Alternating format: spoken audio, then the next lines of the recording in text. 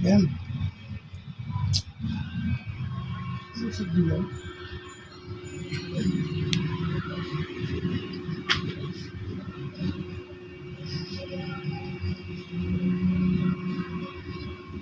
Kayo bukas trabaho na.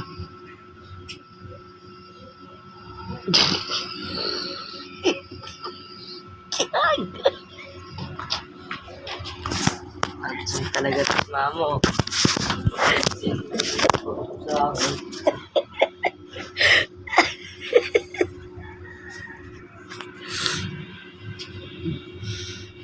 Saturday, certified.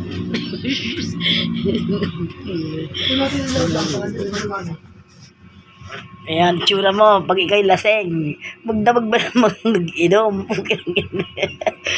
May tsura na sa labas ng pinto. Inang pabor. Sa naman ang tunog. Bagong taon naman. Pero yung sabihin, Diyos ko, hindi na kinaya ng pabor. So, ayan, pati mo to, naiwanan na sa labas. Buti ka mo, nagising day ko niya. Kung hindi, Diyos ko, baka mawala yun. Ano mo ito pinaludang? Spend na to? Oo. Ha? Oo. Spend na? Sa linggo na mahigit yan eh. 3 araw lang naman ang alin eh. Ay ano siya, ano ba yung nilog sa'yo, 99? Lalalogy si Papa. Bata.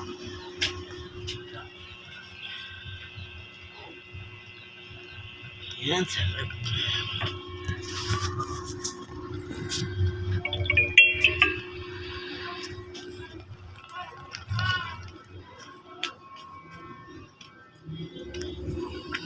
Ito, mga tulog din. Bagong daon ba naman yan? Maitsura niya pag walang tulog po yan. Subukan ba naman subukan ba naman na hindi na natulog? Sinamantala bagong taon. Yan o, umaga na natulog. Yan. Okay naman, at least hindi sila nagpasabay. Yan. Yung isa naman, talagang kuhang-kuha talaga yung papa niya. Ganyan yung papa niya na yun, nabubuhay pa, nakataas yung pa. Talagang talaga, Mendoza talaga. Yan ang nakuha. Isa pa nagkakaba. Grabe. Isa naman nakangiti. Grabe. Yung asawa, panto na yun. Nagluluto. Double. Hindi na kinaya ng power, so ayun. Ikutin natin sila lahat. Kung ano yung tsura naman sila ngayon sa kabilang kwarto. Dito ako lahat nag-vlog eh. Ayan. Silipin natin si Baby Nathan. Kilig.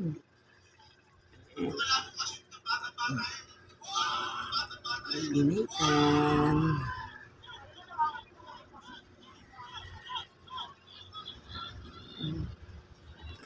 Dito na kaaki ako.